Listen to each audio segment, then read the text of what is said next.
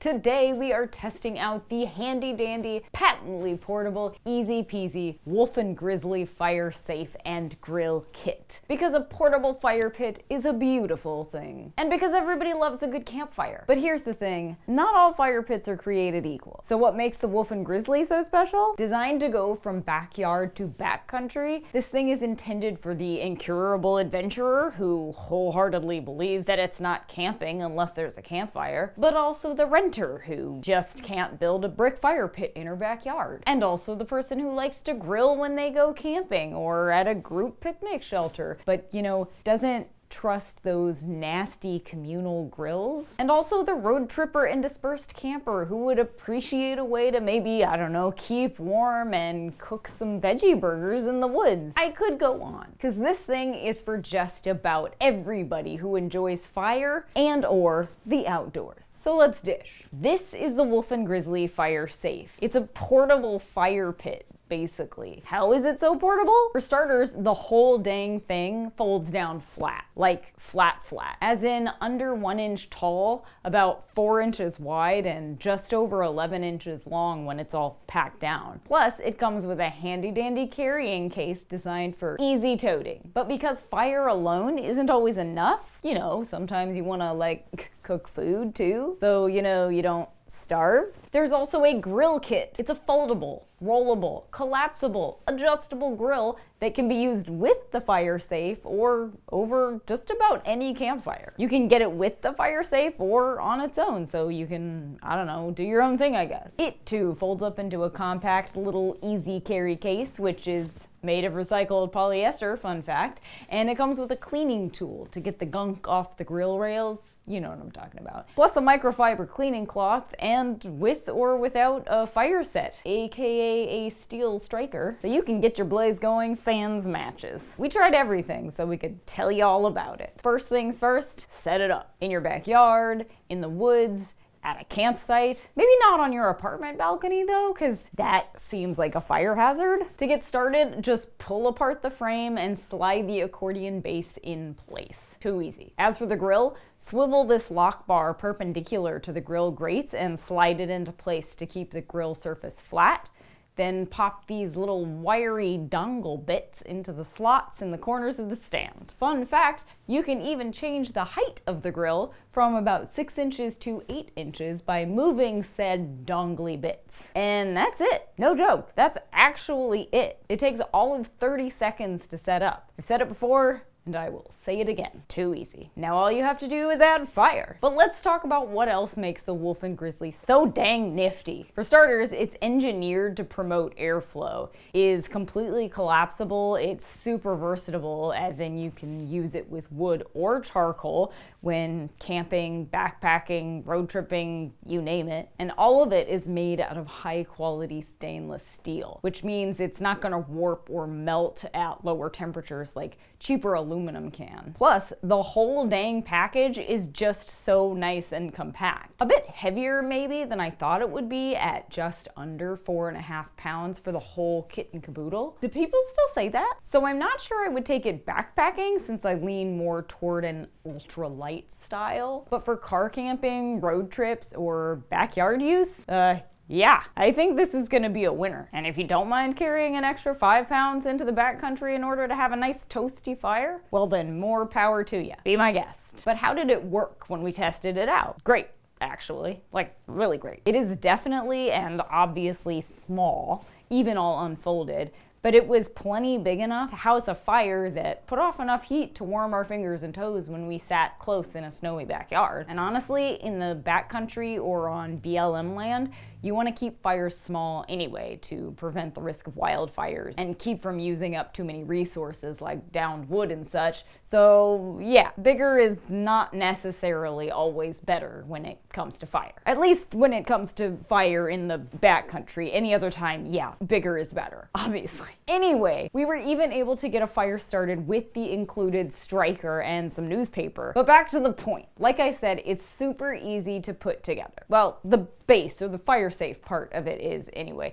The grill took a few practice runs to get right, just because the tiny wires are a little tricky to get to stay put in the corner notches until you have at least, let's say 2 securely in place. But after we did it a few times, it was a cinch. And once they're in, the grill feels nice and sturdy. At least when we were flipping our veggie burgers, it didn't show any sign of wanting to collapse or pop out or tip over or anything, so that's a plus. As for the actual fire, once we got it going, it was very easy to maintain. Probably because of the zigzaggy bottom. It's hard to accidentally extinguish the fire because not enough oxygen is getting to it. The uneven surface helps facilitate airflow to really help keep your blaze going. And I really liked the ability to raise and lower the grill between 3 different height options. That way you can get your food farther or closer to the fire depending on what you're cooking, how big your fire is, what fuel you're using. Not all grill grates and fire pit combos offer such flexibility. We grilled some veggie burgers over the fire and they turned out beautifully. One downside, the instructions recommend that you not extinguish your fire with water once you're done with it. That's because it's made of stainless steel, which could warp when you dump cold water on the hot metal surface. It's science. Water could also promote rust over the long term, which is obviously no bueno. But leave no trace principles demand that you never ever leave fire unattended and that the coals should be cool to the touch before you go to bed or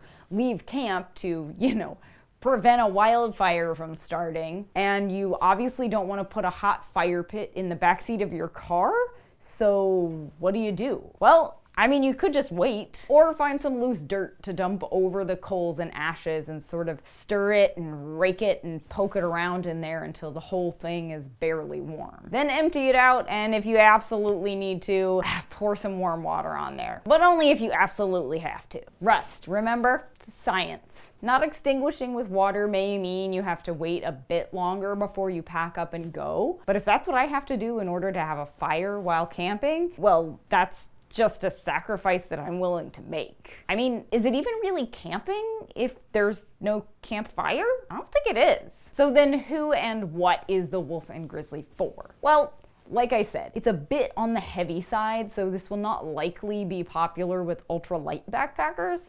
I probably won't take it backpacking with me unless I'm expecting a pretty short hike in. However, we do a lot of dispersed camping in national forests and so forth that often allow fires but don't always have fire rings or pits available at campsites. We don't usually build fires in these places, even if we're allowed, because we want to make sure we leave no trace that we were ever there to begin with.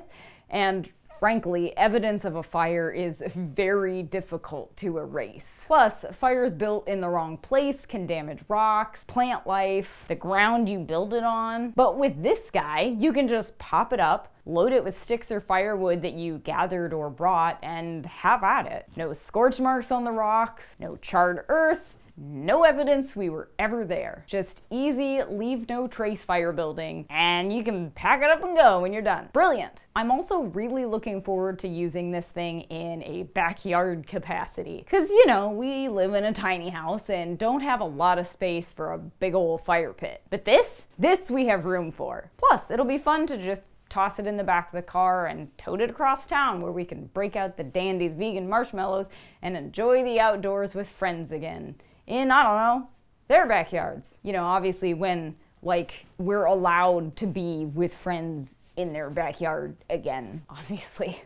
We might just use it for impromptu s'mores nights and 2-person grilling parties in our backyard, too. I also really appreciate that you can use wood or charcoal with the fire safe. It's very versatile. Cook your veggie dogs and grilled pineapple over charcoal, then pile some wood in and toast those mallows. Long story short, who am I kidding? When have we ever made a long story short? I don't know, I'm sorry.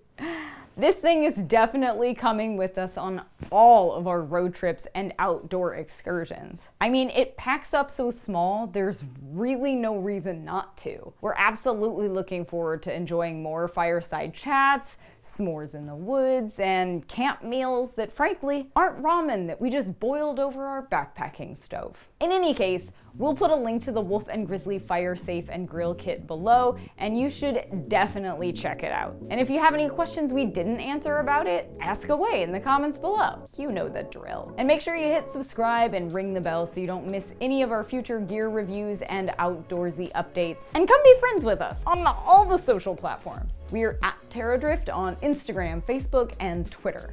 And for even more sustainable and outdoorsy content, head over to terradrift.com where you can read destination guides, reviews, spotlights, and more instead of watching them. But we are so glad you are watching. Keep doing that. Now, if you'll excuse me, I have vegan marshmallows to toast to perfect golden brown deliciousness. And commence the arguments about whether burnt marshmallows or perfectly puffy golden ones that took 5 minutes to roast are the way to go, I guess. But you guys who eat them black, gross.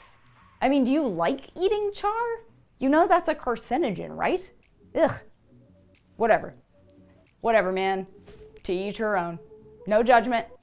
You enjoy your s'mores however you want to. I'm gonna put a vegan peanut butter cup on mine. I'm sorry, hold on. You said you've never put a peanut butter cup on a s'more before? Listen, you have not lived.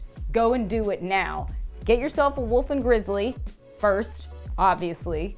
Then go into your backyard with some marshmallows and graham crackers and some peanut butter cups, and you do it. And you let me know if it changed your life, okay? I'm just saying. Almost guaranteed. 99.7% chance your life has been changed forever. You're welcome. You're welcome. It's what we're here for. Oh man, now I just really, really want a s'more. Josh, do we have graham crackers?